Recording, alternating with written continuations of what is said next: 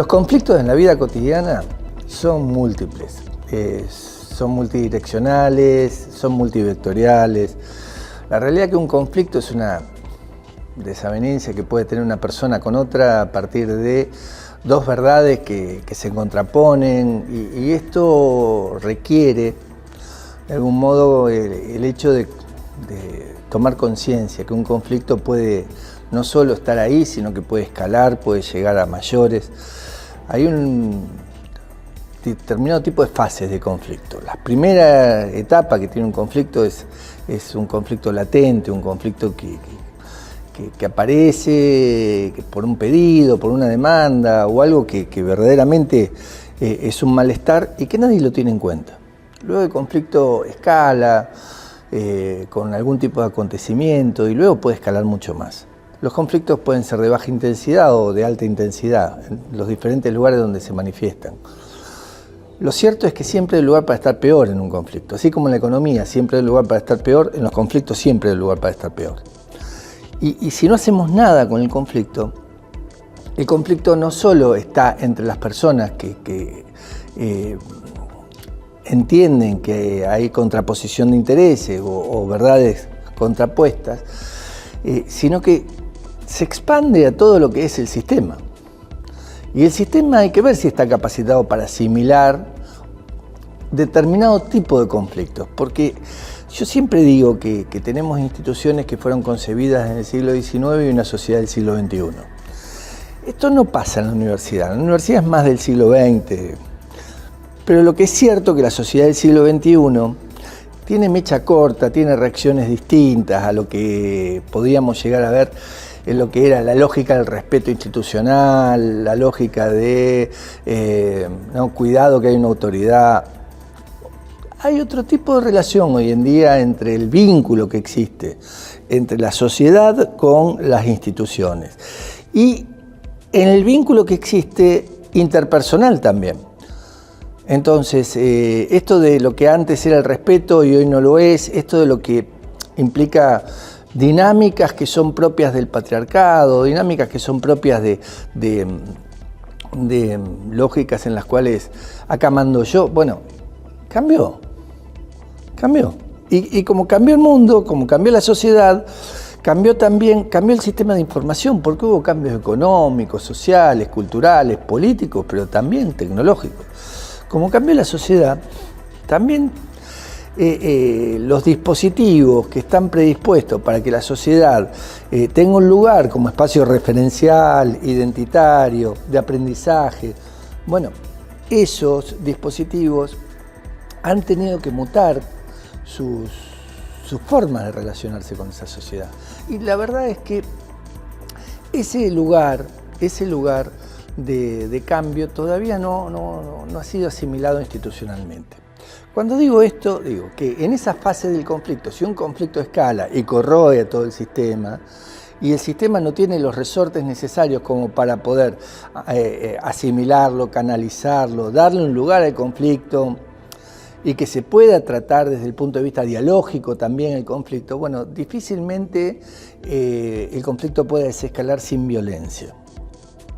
Porque hay violencias institucionales, porque hay reacciones inusitadas a la violencia institucional o inesperadas a la violencia institucional, y eso requiere de nuevas prácticas, requiere de ámbitos que predispongan el diálogo, salir de la lógica del sumario, que es punitivista esa lógica, y pasar a una lógica más dialógica, valga lo cacofónico.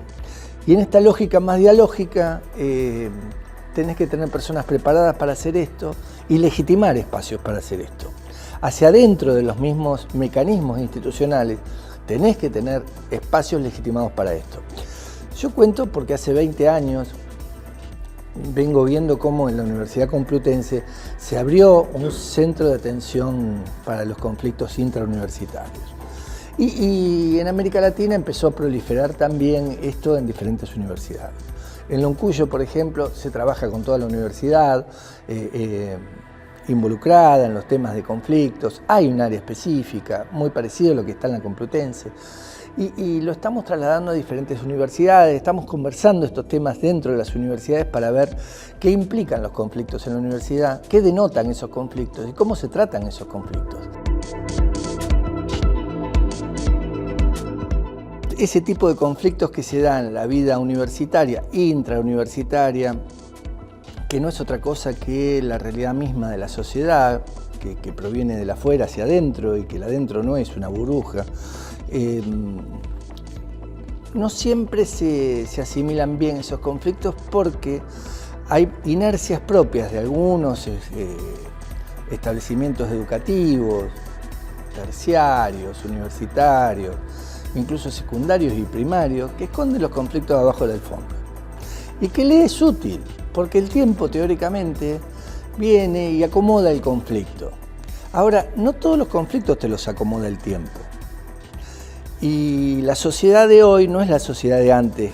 Los tiempos no son los tiempos de antes, que un conflicto escala y se sostiene en el tiempo con una baja intensidad. Hoy los conflictos escalan y la gente tiene otro tipo de relación con el conflicto y depende mucho de cómo lo atraviesa cada quien el conflicto y cómo sea la personalidad de cada quien, porque los conflictos obedecen a razones culturales, a razones personales y a razones contextuales. Entonces, quien tiene un conflicto en la universidad sabe que lo están mirando la comunidad entera. No es un conflicto solamente mío con alguien determinado, sino sabe que hay otros que te están mirando. Entonces vos reaccionás en función de ese espejo. Y eso va a tener que ver con la cultura y la personalidad de cada quien. Y nadie sabe cómo reacciona cada quien frente a un conflicto. Yo decía al comienzo de nuestra conversación que la gente tiene mecha corta. Y la verdad es que eso es lo que estamos viendo hoy. Que hoy cualquier cosa crispa.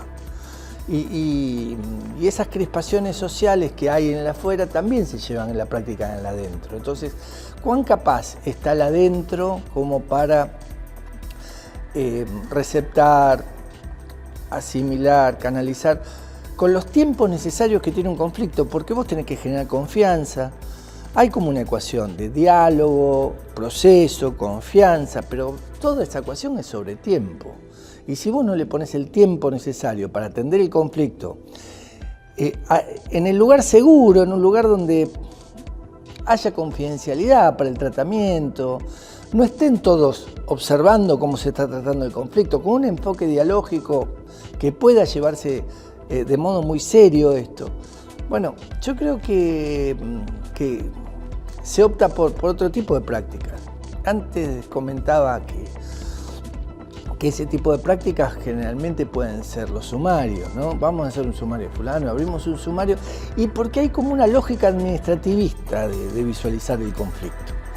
Los abogados nos hemos hecho cargo de ese tipo de procesos internos dentro de las universidades y tenemos una mirada administrativista.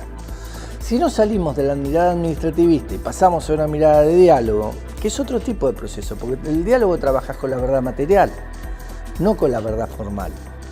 En la otra tenés que probar, en la otra tenés en la verdad formal, ¿no? Tenés que probar, tenés que demostrar que una cosa pasó a la otra, y es como un juicio interno, administrativo. En cambio, lo dialógico no, lo dialógico es más comprender. Por eso yo hablo siempre de tender puentes de integración y túneles de comprensión. O sea, hay que comprender al otro, a la otra persona, hay que ver qué es lo que siente, qué es lo que le pasa, qué es lo que piensa. Y para eso tengo que relacionarme. Volver al diálogo en este tipo de instituciones es necesario. Y es necesario porque hay un reenfoque de lo que puede llegar a ser los grados de escalada del conflicto. Y hasta dónde se hace justicia, en definitiva, con lo que es tradicionalmente el modo de atender el conflicto. Hay centros de mediación en algunas universidades que tenés personas preparadas, que le llegan los conflictos y que te trabajan el conflicto y que no llega nunca a mayores el conflicto. ¿Pero por qué? Y porque se trabajó bien. Entonces, cuando yo decía el conflicto escala, bueno, también el conflicto desescala en algún momento, y si lo trabajás bien, desescala sin violencia. Ahora, cuidado. Y esto va a ser parte de lo que seguramente vamos a conversar. Cuidado, porque un conflicto puede desescalar sin violencia, pero no trabajaste las causas raigales del conflicto. Trabajaste solo la cuestión que se dio allí en el conflicto. Y si vos no le das el tiempo necesario para trabajar la raíz verdadera del conflicto, que hay problemas culturales, de identidad, de ego, todo eso que está ahí abajo, y verdaderamente el conflicto va a esperar para poder resurgir de vuelta. Entonces, por eso hablo de los espacios dialógicos. En los sumarios, generalmente no se puede hablar de la causa raíz del conflicto. No hay manera. Entonces vos decís, bueno, el conflicto lo resolvemos de este modo, y esto es la salida del conflicto, esta es la sanción o lo que fuera. Y decís, bueno, pero las causas no se tocaron nunca. En cambio, en el diálogo sí tocas las causas. Si te das tiempo, te metés a bucear sobre las causas, donde hay cuestiones estructurantes y estructurales de la vida de los conflictos. Entonces, eso me parece que le da mucho más, acerca mucho más a lo que es ese vínculo entre la institución y las personas que hace falta para poder comprender que hoy en día la sociedad requiere de espacios de escucha, que hoy en día la sociedad requiere de ser conscientes que lo que uno dice, otro lo tiene en cuenta. Y esto generalmente en sumario no pasa. Por más que uno tenga derecho a ser oído, por más que también se trate de cuestiones donde algunos se sienten víctimas y la víctima tiene que tener un lugar, la víctima no siempre tiene un lugar dentro de lo que es un sumario como debería tener y el derecho a ser oído muchas veces queda de lado.